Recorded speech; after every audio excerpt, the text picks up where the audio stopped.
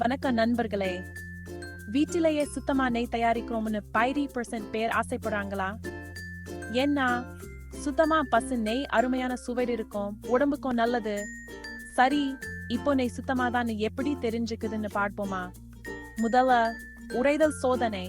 ஒரு கண்ணாடி ஜாடியில ஒரு ஸ்பூன் நெய் எடுத்து 15 நிமிஷம் ஃப்ரிட்ஜில் வச்சுடுங்க. சுத்தமா நெய்னா சீராக தரமா மாறும், பார்க்கவே மென்மையா இருக்கும்.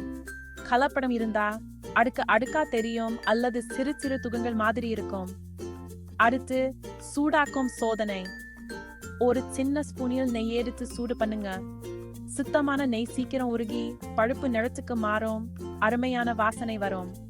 கலப்படம் இருந்தா கஷ்ட மீதம் இருக்கலாம் அல்லது வெளிர் மஞ்சள் நிறத்துக்கு மாறும், நல்ல வாசனையும் வராது.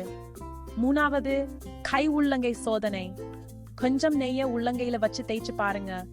சுத்தமான பசு நெய் உடல சூட்ல உருகி சீக்கிரம் பரவும். கலப்படம் இருந்தா அவ்வளவு சீக்கிரம் உருகாது, எண்ணெய் கஷ்ட மாதிரி இருக்கலாம்.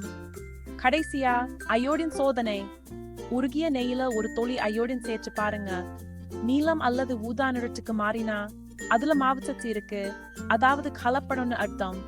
சுத்தமான நெய் அயோடின் வினை புரியாது.